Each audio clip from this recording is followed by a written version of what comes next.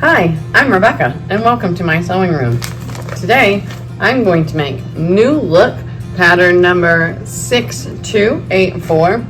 I'm going to be making look B, but without the sleeves, probably for all of them. Today I'm actually making 3 of these tank tops. That's what they're going to be, tank tops. I was only originally planning on making 2, but I actually was going through my patterns and found some old fabric that was given to me by my grandma. And by old, this is from the 90s. There was a note on one of them that had 1998 written on it for a possible summer shirt for a family member, which happened to be this fabric here. This is the wrong side of it, so it's obviously brighter on the right side. So that fabric is at least from 1998. I really don't know what any of these fabrics are made of. I am expecting this to be a little bit difficult because these are some slippery fabrics that I have.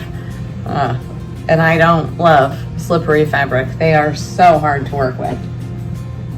The other 2 fabrics I have are, I have so much of the other 2 fabrics, I actually may be able to make a dress out of each of them after I make these tank tops. But the second fabric is this really pretty blue with pink and yellow flowers. This is the heaviest of the 3 fabrics. That first fabric was it was lightweight, but it was the midweight of all 3 of the fabrics. This is the heaviest, but it's still not that heavy, very drapey. And then the final fabric is very slippery. It's a shiny fabric. It's very drapey. Let me get one piece here. It's so thin. I didn't know I had so much until I unfolded it to iron it because it's so thin. But it's very pretty. I think these 3 will be some perfect fabric for these tank tops. I am gonna start with the blue one because I think the blue fabric will be the easiest fabric to work with because it's the heaviest, it's the cleanest, and the least slippery. This pattern actually only has 4 pattern pieces. It has a bodice front, a bodice back, a yoke front, and a yoke back. Since I'm not doing the sleeves, it also does have a sleeve if you want to add that. But since I'm not doing it, I'm not doing that. I am making size 18 based on my, let me double check.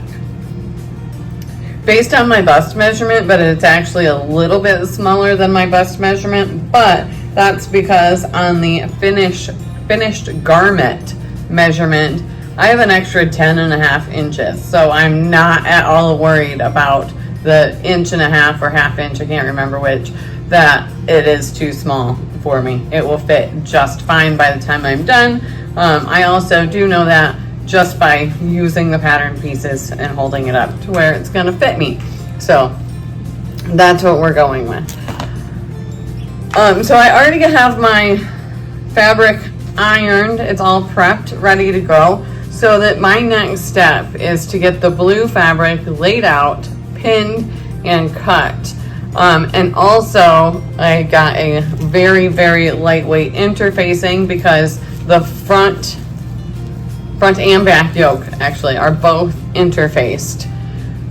So once I have all of that cut out, I will, let me double check everything. Yes, cut one front and one back of bodice on the fold, and then you have 2 fabric and 1 interfacing of the yoke back and 2 fabric and 1 interfacing of the yoke front. So the yokes are both interfaced for a little bit of strength, which actually will be really, really good in that really lightweight fabric, or else it will just droop and not look good. So I will get the fabric and the interfacing cut on the blue tank top, and I will be back. So in order for me to have enough fabric left over after the tank top to make a dress out of this blue fabric, I am not following what the pattern instructions say on how to lay your fabric out or your pattern out on your fabric. I actually, instead of folding it down the manufacturer's middle line, I used that middle line kind of as a guide and folded it into the middle onto itself. So because both of my bodice pieces have to be cut on the fold, I have my bodice pieces lined up here, and then each yoke piece will fit here. I may have to refold it for the yoke, but either way it won't take that much fabric for those two. And then I probably will still have enough fabric left over for a dress later. So that's how I'm pinning and cutting this. All right, I'll be back. I now have all of my pieces cut out and my interfacing as well. Everything's notched and marked, and it is ready. I am ready to start making these things, or at least the blue tank top, because that's the only one I've cut out. But if you have watched another video of mine when I have to use interfacing, I like to get all of my interfacing done at the beginning, really before I start sewing. That way all of that is finished.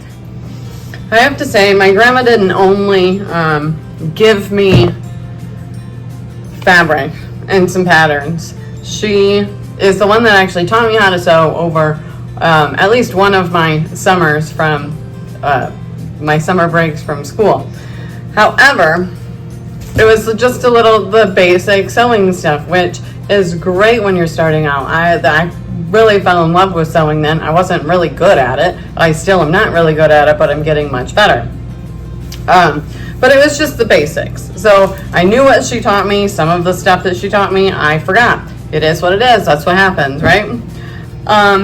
But turns out she had a lot of knowledge, because she also had a lot of resources. She had resources not like YouTube, because she didn't have YouTube back then. I'm lucky enough to be able to learn a lot from other sewists on YouTube, which I love.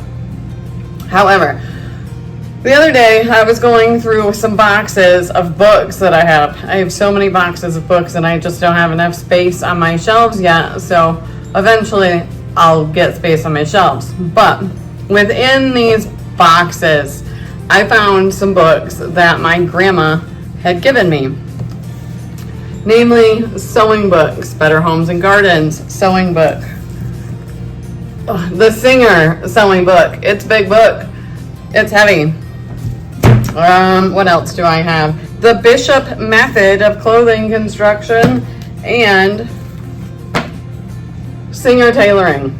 I have not read any of these three yet, but I have been working through the Singer sewing book. I also was not sure about finishing seam edges, so that'll be another new thing I am trying in these tank tops today.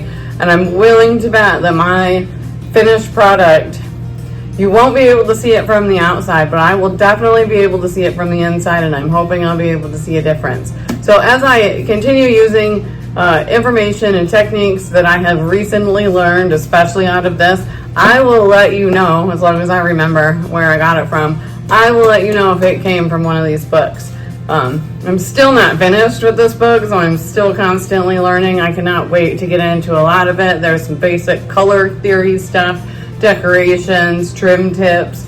I'm really excited, and I'm really thankful that I found these books. So, my next thing, I'm not even opening the directions yet. I am going to get my interfacing on the facing of my yokes, because that's where it belongs. So I'm going to grab one front yoke and one back yoke here. These will be my facings. I have my interfacing here, and I'm going to go ahead and iron that on and get it attached, and then we'll start sewing. So once I get these ironed together, the interfacing and the facings ironed together, then I will be back. I'm a little bit nervous to start working on this project. The fabric is not easy to work with. it slides off the table, but it doesn't slide terribly bad against itself. But it has a lot more stretch than I remembered. The bias is very stretchy. So it likes to do a lot of shifting. So I'm kind of procrastinating on getting this started. Plus, I need to find a bobbin that doesn't have thread on it because I have a different color. Live in a small town, so really all we have is Walmart and Meijer, and Meijer doesn't have hardly anything for sewing. You can get a little bit of machine needles, a few hand sewing needles, but really not much else. So there's a little bit of a decent selection at our Walmart. So either way, I got this like a sea foam green kind of color to go with this dress. It's not exactly the same shade, but it's close enough. It'll do. It is the only thing that was remotely close that I found. I actually had to do that with the other two fabrics as well. They're all real close. So right now I have to get my machine set up for sewing and get a little bit of confidence here that I can do a good job.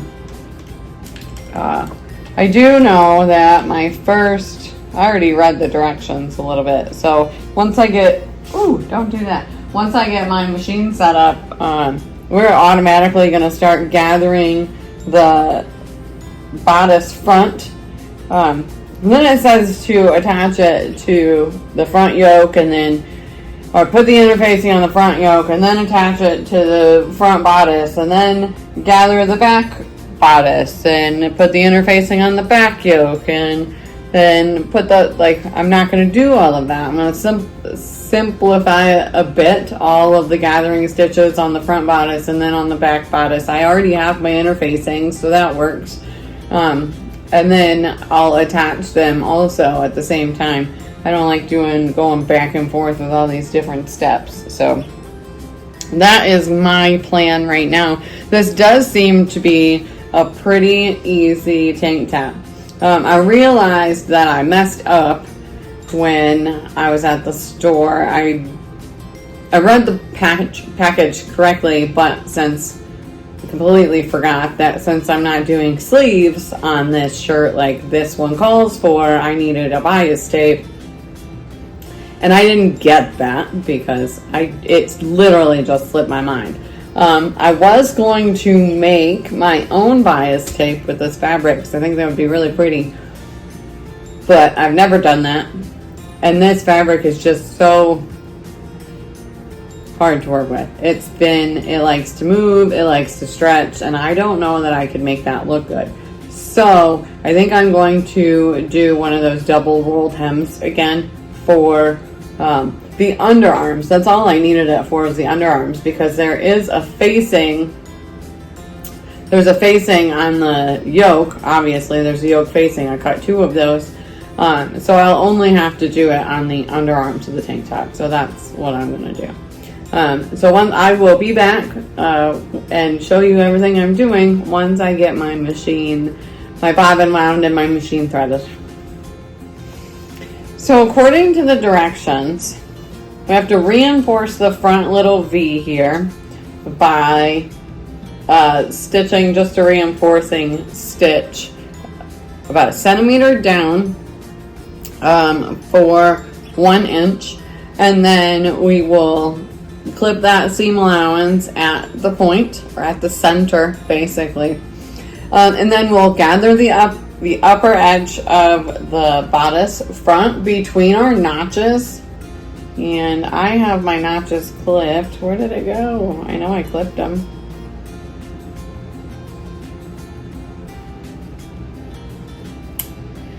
You know what? I might have missed my bodice notches. Let me line up my pattern and clip those real quick and I'll be back. Okay, now we're back. Let's find the top of this. This is my front, so I'll just show you the front first. So now I do have my notches clipped here. So we will reinforce the front inch a centimeter down, and then I will make 2 lines of gathering stitches in my bodice front and between the notches. It's from notch to notch, and 2 rows of gathering stitches in my bodice back, again from notch to notch. So I will do that, and then I will be back to show you how we will connect it to the yoke. All right, the directions next after the front gathering, which I did front and back, but we do have 2 rows of gathering stitches there. My directions tell me, with right sides together, pin the front to the yoke front, matching centers, notches, and small dots. Pull up gathering stitches to fit. So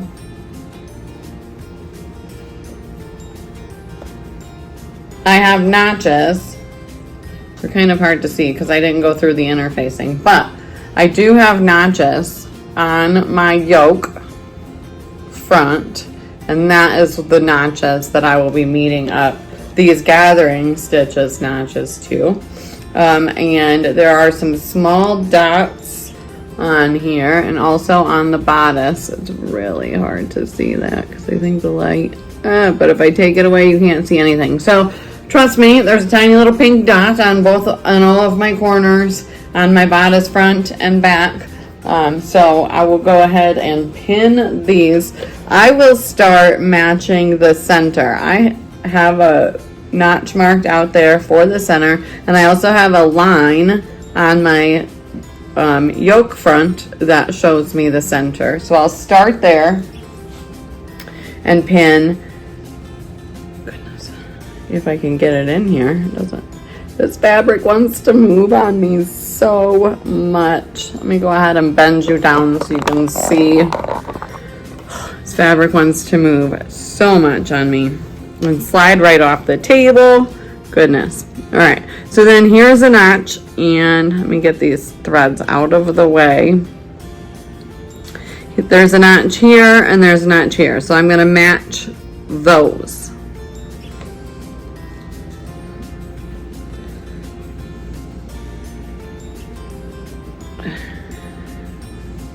And then I'm going to do the same thing on this side, match these notches before I gather it so that I know exactly where it has to be placed or how close all of my gathering stitches need to be.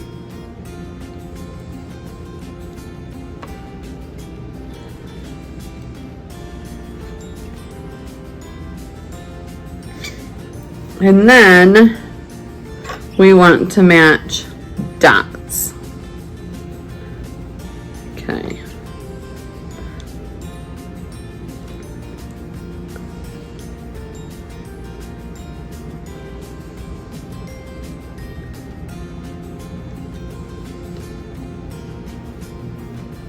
It wants to keep sliding on me. It moved again. This is not easy because this fabric is not easy to work with. This is why I was so worried to start this project. The other tank tops are going to be just as difficult. All right, match to these dots as well.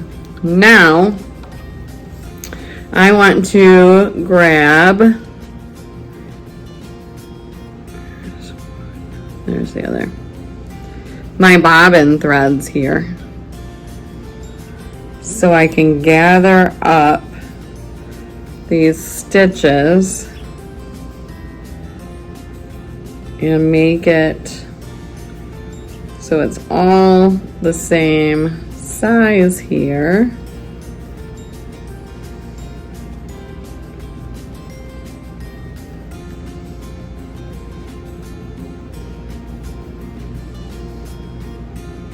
All right, we have this side pretty even.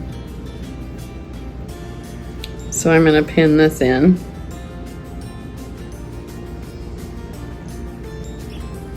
I'm using some extra pins, more pins than I would normally use because this fabric moves so much. So if you get extra pins in here, it makes sewing it all so much easier because it's going to move a lot less on you as you're sewing. And to keep these gathering stitches up, I'm going to go ahead and just make a quick little knot in this thread so that hopefully, I'm going to get a needle to push that knot down further, closer to the actual gathering stitches so that it'll stay. There we go. That way those gathering stitches will stay. Now we can go to the other side, and again we want to try and get the bobbin threads. I think they might be on this side of the needle. There's one. Right. There's the other. The bobbin threads just seem to gather easier. I'm not really sure why that is. I'm sure there's a real reason for it, but I don't know what that reason is. So again, just pull those stitches, even your gathers out across the space that needs to be gathered.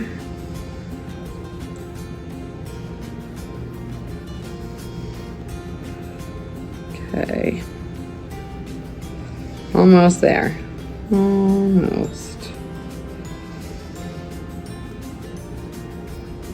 And now it's the same length and we can put our pins in. I am going to spread this out a little bit more. Seems to be a little thin here for gathers and a little thick right in that spot. So, okay, and I'm going to again tie this knot even before I pin it so those gathers don't come out. And we take a needle, stick it in through that little knot, and then you can guide the knot closer to where you need to keep it tight. That helps a little bit. All right, let me get that out of there. And again, I'm going to use more pins than I normally would, just so this fabric stays in place.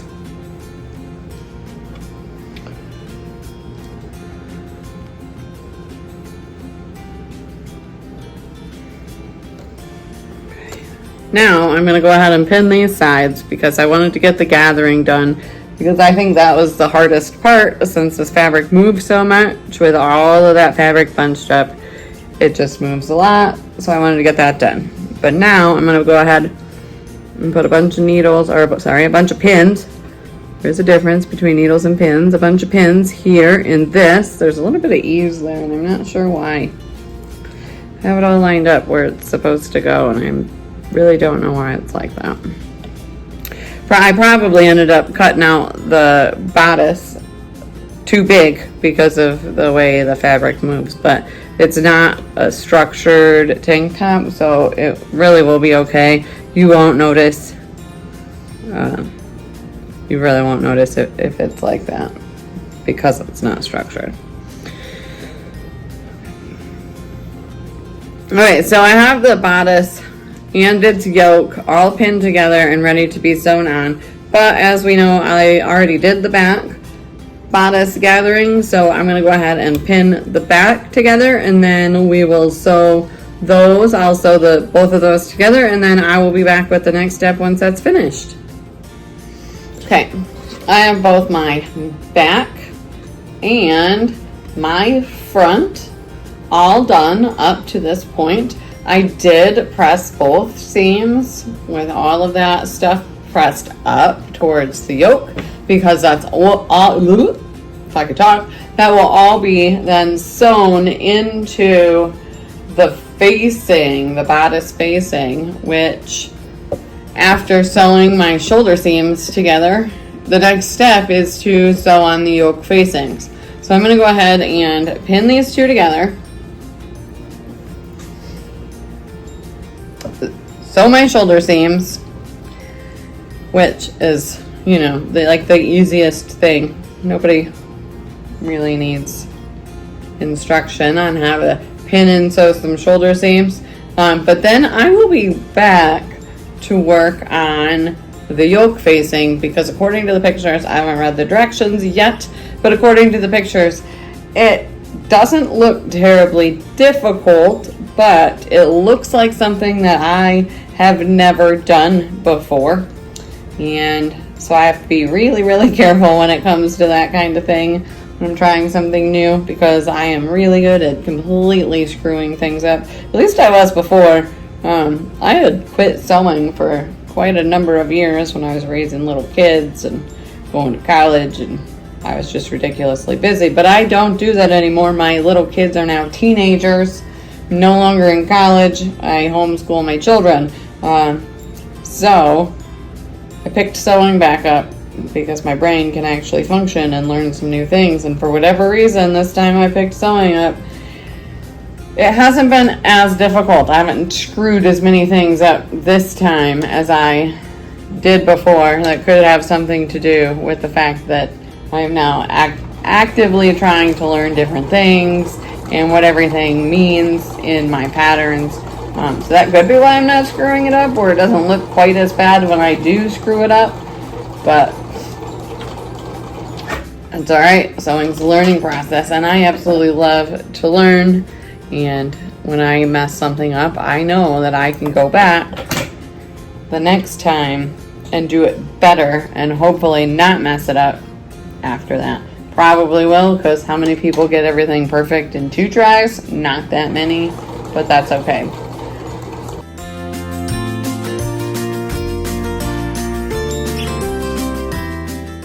I did say I would be back once my shoulder seams were all stitched up, but my shoulder seams are now all stitched up. I do need to go press them flat. I am also going to trim a little bit of this interfacing so that my corners, when I put the facings on, won't be so big and bulky because of the extra fabric. So I'm going to trim and press, and I will be back to put the facings on. So after reading the directions for the facing, it doesn't seem terribly confusing. The first steps were to stitch the front facing and back facing together at the shoulder seams, press those open, and then also to press the outside edge a 1/4 inch in, folded in.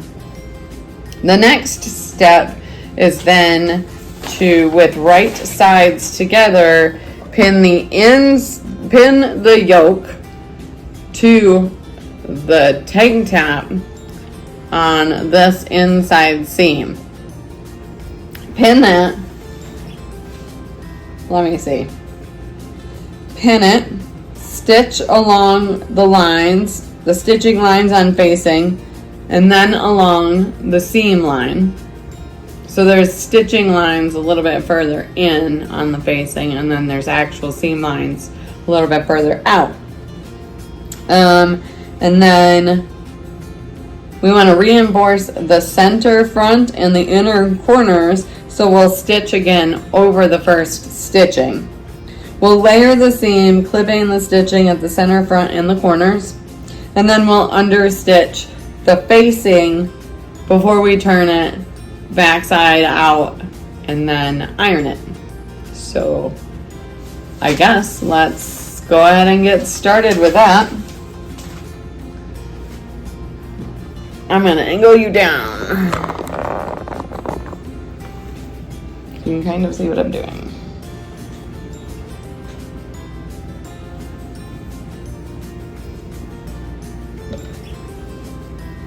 I'm going to put the front towards me so that I can kind of have an idea of what we're doing here, if that makes sense.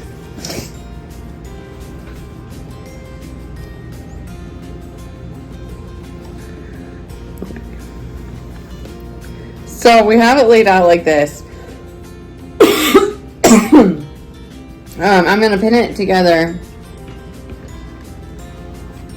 starting at the centers and the corners and the seams, and then we will do a whole bunch of ultra pinning like I have been with this fabric, just to keep it from slipping, and then we'll stitch it. So I will be back then, because this is going to take me a bit of time. As I mentioned earlier, I have the Singer Sewing Book, which has so much to know about sewing in it.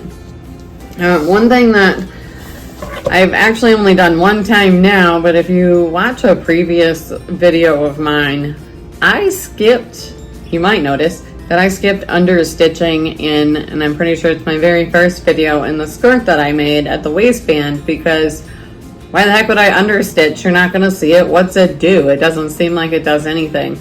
But then after that, I watched a YouTube video that referenced understitching and someone else's YouTube video that explains it. So I went and watched someone else's YouTube video, and I wish I could remember who she was so I could give her credit. Vintage Sewing School. But her YouTube is under her name, and off the top of my head, I cannot remember it. But if you search Vintage Sewing School and understitching on YouTube, you will probably find her. Anyway, she explained a bit of why understitching is important, and she also showed the difference in when you understitch and when you don't, and what your ending is. And when you understitch, it looks so much better. So this pattern does call for understitching the facing by turning the facing to the inside. Understitching and then turning the facing to the inside. My Singer sewing book right here has like 3 paragraphs on understitching when you're finishing your garment. So let's go ahead and see what it says, and that would be why we're going to understitch, and I'm going to go ahead and give it a shot and see if I can figure it out. So it says, to prevent a facing edge from rolling beyond the garment edge, you have to stitch the seam allowances to the facing on the underside. So it will actually give you a very crisp edge to your garment.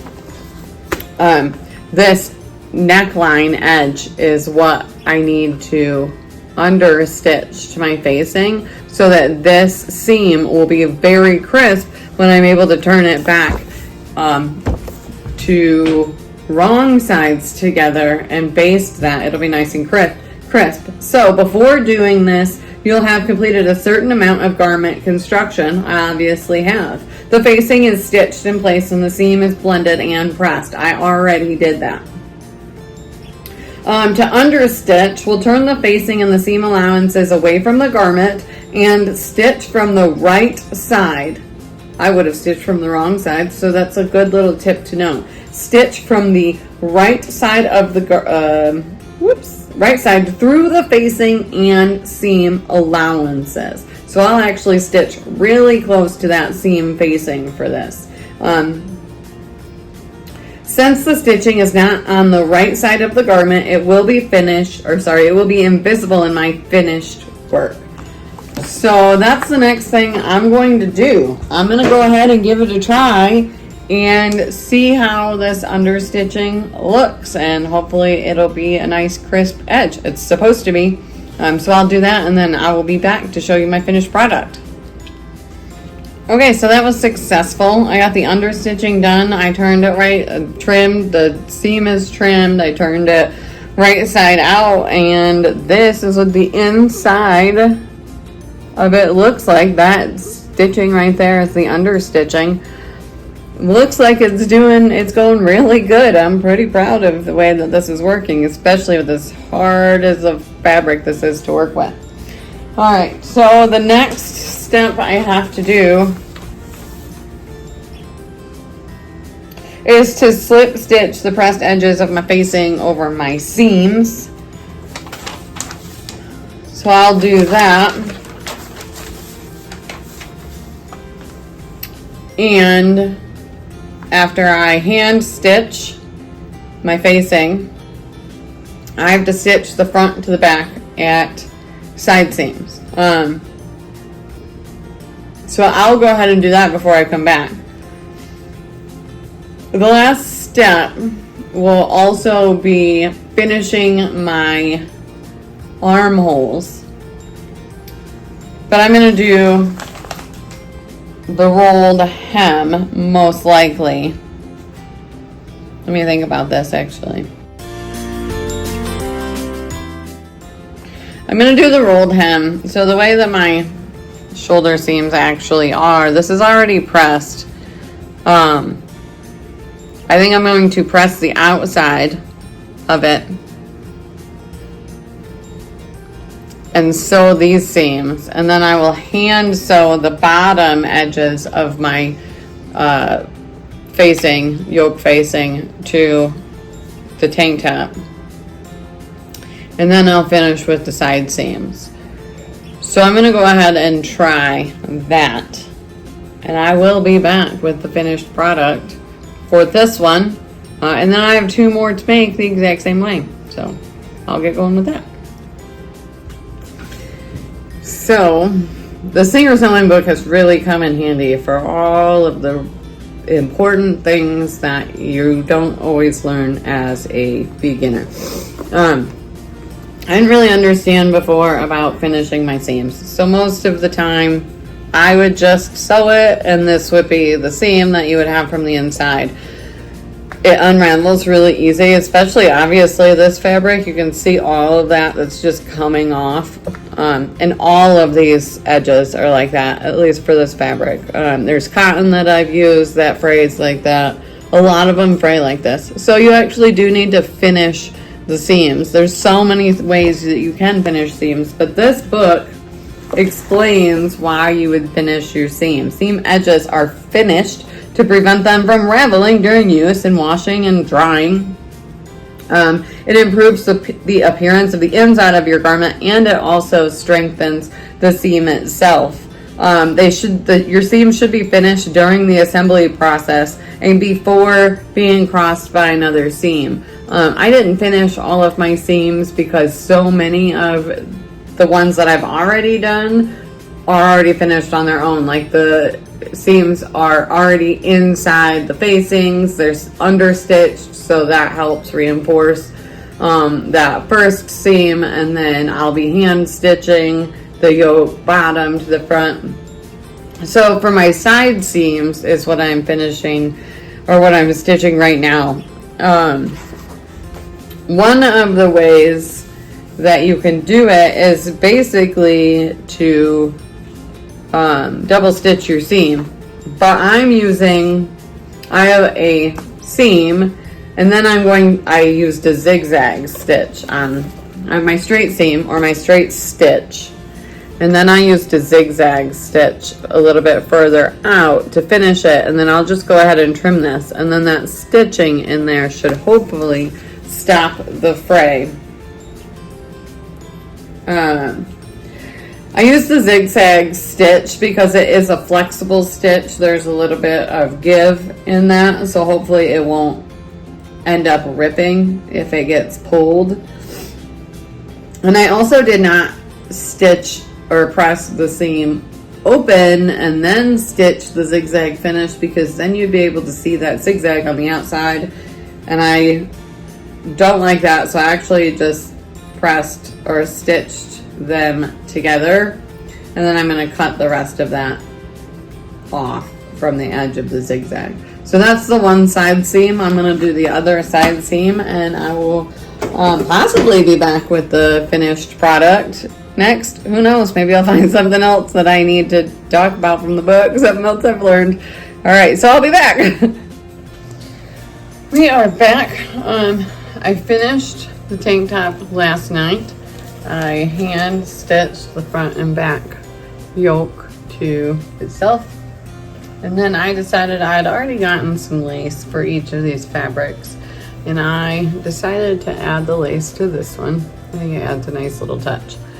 And then I tried it on, and it was sagging at the armhole really bad, but that's a lot to take out and undo if I change the height of the straps, which I need to do. So I decided not to do that, but I did take it in an inch and then taper it down to the end. So that helped with fitting.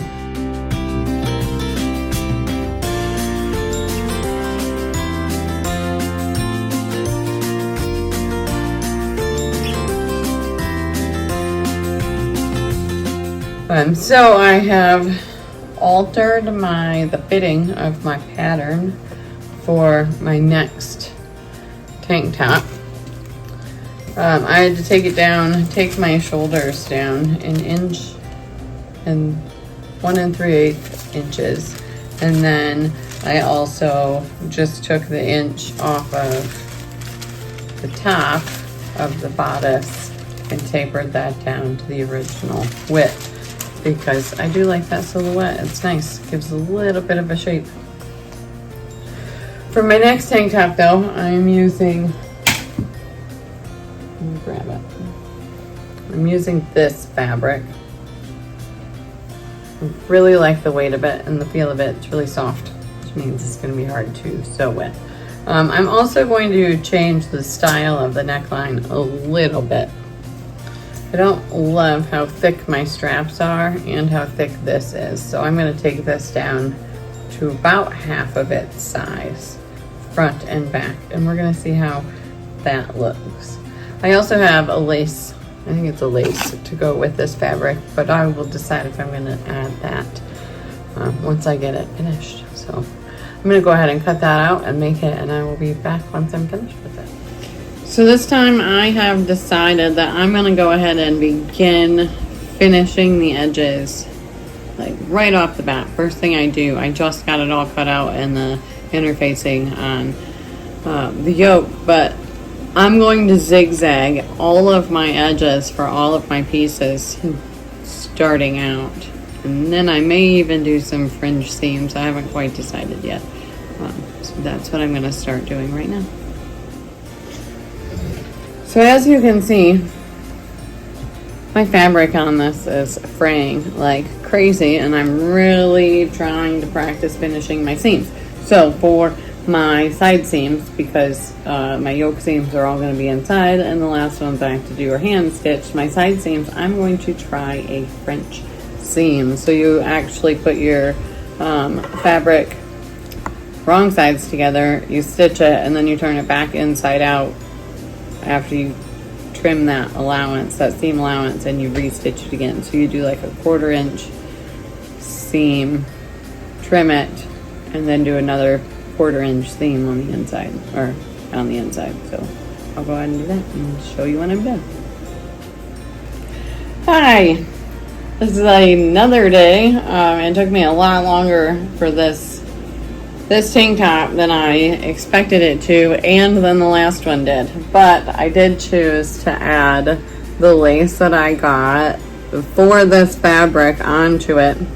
But the other one, I just had to go around the bottom of it, and it wants to stand up and be exactly where it's supposed to. But this one, once I went around the bottom, the lace wanted to fall forward, and it looked really funny. So I had to hand stitch all around the bottom of the lace and all around the top of the lace after I had already hand stitched the yoke onto the tank top. However, with all this hand stitching that I've been doing, I'm quite proud to say, it's kind of hard to see clearly, but I'm getting so much better at my hand stitching. So the only thing I have 2 things left actually to finish on this tank top, and then I will be completely done. Obviously the last step is to hem it, and I'm going to do a machine hem because I'm so tired of hand stitching. I spent, oh my goodness,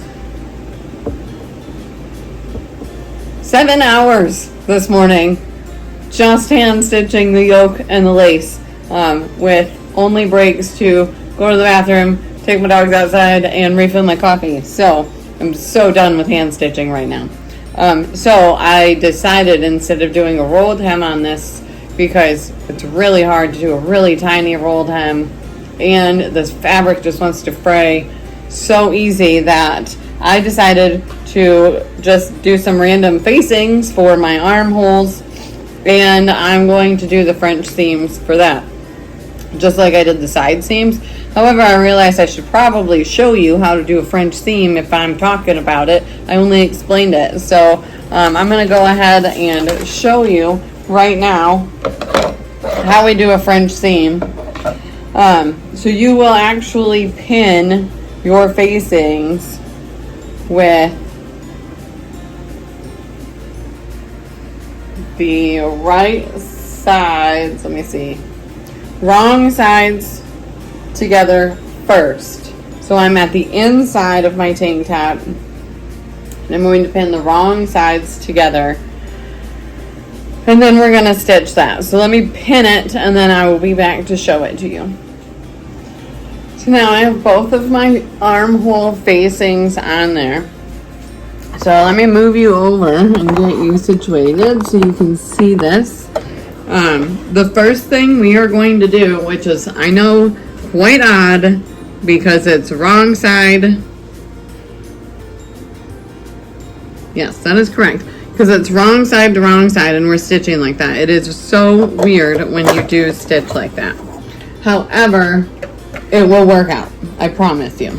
So, we stitch this way first. It's going to be a little bit tight here, huh?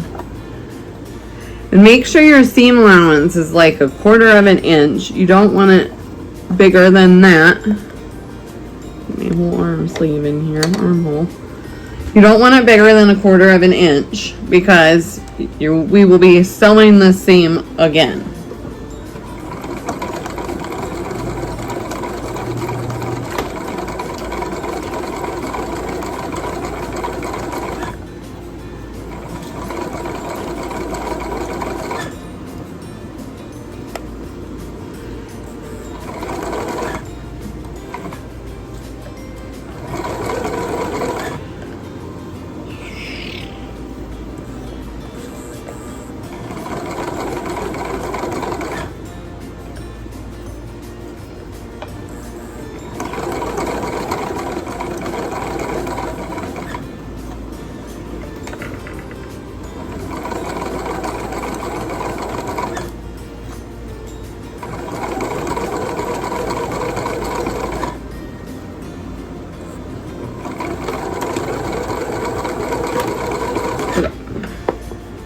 Now that we have that seam done, the next step for the seam is to cut the seam allowance. Oops.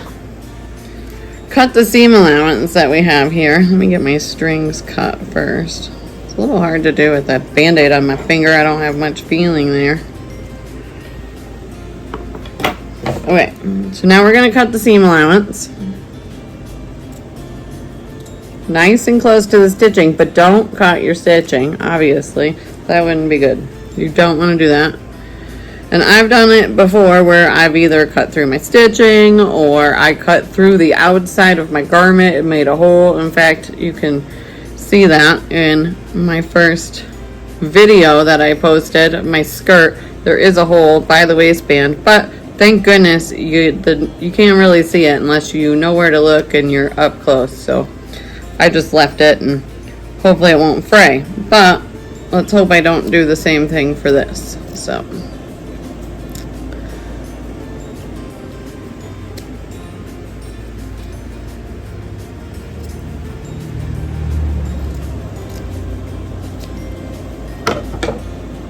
Okay, so I have it all cut, all trimmed down.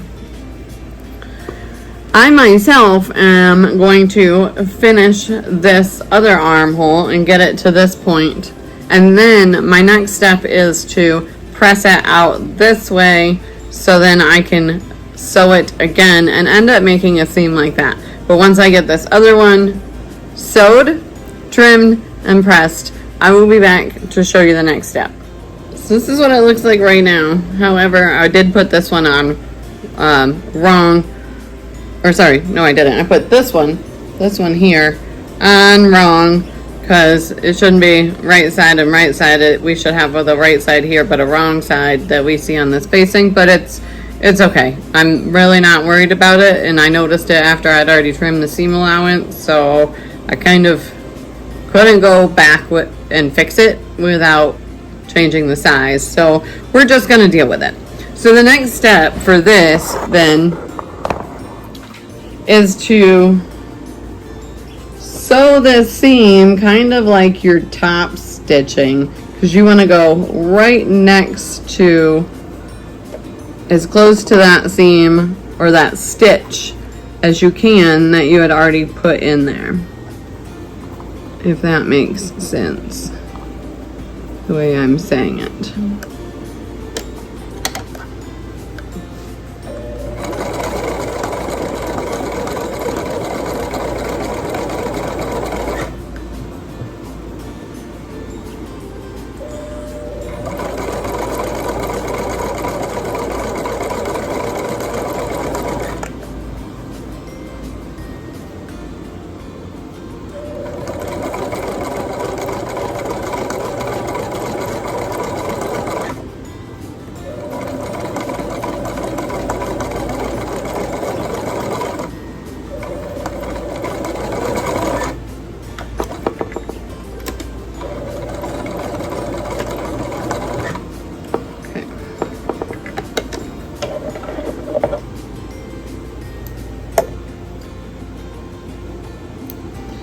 Just ran out of bobbin thread, so perfect timing too. At least I'm not in between or in the middle of that stitch. That would have bothered me. So that's what that looks like. It looks basically just like top stitching. However, the final step is then, oh my goodness, to press it so that you have a nice crease there again, and you'll have a nice seam. I may end up top stitching this afterwards just to see. I did not go far enough in right there. I'm going to have to do something with this, but I'll probably end up top stitching this to make my facing lay down flat. But I will let you know when I decide what I'm going to do. So I'll see you then. Here it is. Here we go. It is almost completely finished. You can't even tell what I have not finished yet. I did decide to top stitch the underarm because I clearly sewed too far or too close to my fringe seam. So that's actually the frayed part of it's my unfinished edge that was supposed to be inside the seam, and it's not there. So to kind of help that, but also to keep my facings from folding out or flopping up, I top stitched the inside facing. However, they also, you can't really tell, but you can't really see easily. There we go. But it wants to keep flopping up here at these top corners. So since I haven't had enough hand stitching on this shirt, on this tank top, I'm going to hand stitch just the tops of the underarm facings, and then I will be done with this tank top. Thank goodness. I think I am still going to make the third one, but I'm not completely positive how I'm going to make that yet. So I will start working on that probably tomorrow. So that's it for today. We'll be back tomorrow.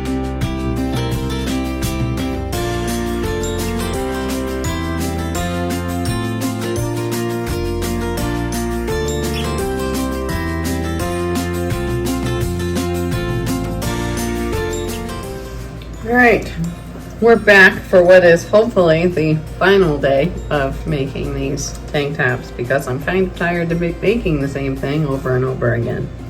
I'm going to follow the same steps that I followed for the other two tank tops, which are pretty much the directions in the pattern package. My last tank top, I shortened the shoulders, the straps, a little bit too much. So for this one, I added 3/8 of an inch back onto it from, this is the pattern piece from the last one. So I added 3/8 of a pattern, or 3/8 of an inch back onto the front and back yoke. And I also have already made my armhole facings because I know I'm just going to do that, and I'm going to stitch that when I stitch the yoke to it. So I'm also going to I'm going to finish my inside seams with French seams. We're going to try that again and see if we can get it right this time. And finally, I do have, all right, so I originally bought this lace. I can't see it the best. The middle, there's a stripe down the middle that is iridescent. I wonder if you can see it better on this side. Oop, you kind of saw it.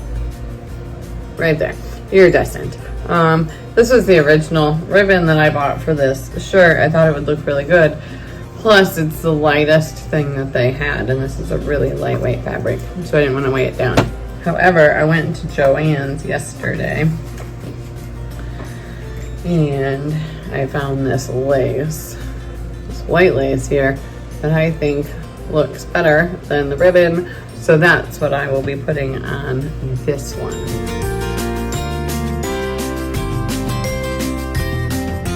This time. So if I come across anything or any new things I decide to try out, I will come back, but until then you'll probably see me once this tank top is done. I am finished with all 3 tank tops. I'm so excited because I was kind of tired of making the same thing over and over and over again. It wasn't hard at all. Other than the fabric it was difficult because I usually just use a cotton because I'm still kind of learning, but so the fabric was difficult. This fabric, however, I expected it to be really, really hard because it is the most slippery fabric, and it really wasn't any harder than the other 2. So that was nice. I ended up obviously going with that lace on there, and my machine didn't love this fabric when I was doing the top stitch for the yoke. Have to think of everything. And my bobbin thread got kind of knotted up in 3 spots. I don't know why. I have no idea. So instead of doing the lace on the bottom and the outside of the sleeve, I did it on the top and the inside to cover up those little mistakes. But other than that, you can't really see. This is the best one that I've made. So I'm pretty proud of that. So there will be obviously a reveal at the end. It was a pretty easy pattern. I will be making more in the future because I really like the idea of those big bell sleeves that it has. So I will be making some in the fall, obviously out of different fabrics, heavier fabrics, because these are going to be really light, but they're going to be good for this summer. Really good for our family reunion in Tennessee, which is really the reason why I made them, because most of my stuff is heavier. So I'm really looking forward to it. So come back for more next time. And here's the final product.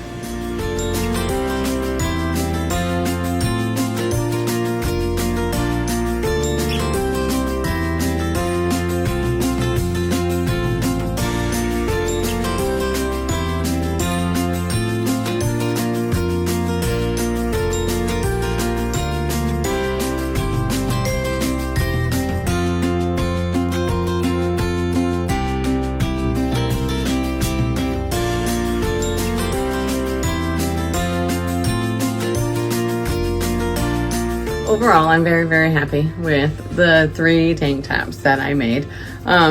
Turns out I really didn't need to shorten my shoulder seams at all. I only needed to take the side seams in an inch and then taper it back down.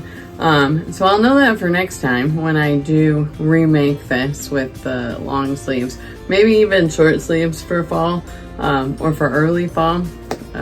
Because I really do like this pattern. I like the fit of the shirt. But I'm learning, and that's okay. It's taking me, well, as it takes everybody time to learn how to fit clothes to their body as they're making them. However, I'm quite happy with how it all turned out. I do really like all of the different laces that I found and used. It was really, really tedious with all of the hand sewing that I had to do, but in the end, I really like the construction of it, so it really is worth it. Probably doing 3 of the exact same shirt in a row with all of the hand sewing is what made it so tedious, because there was no differences other than changing the size. I do also need to learn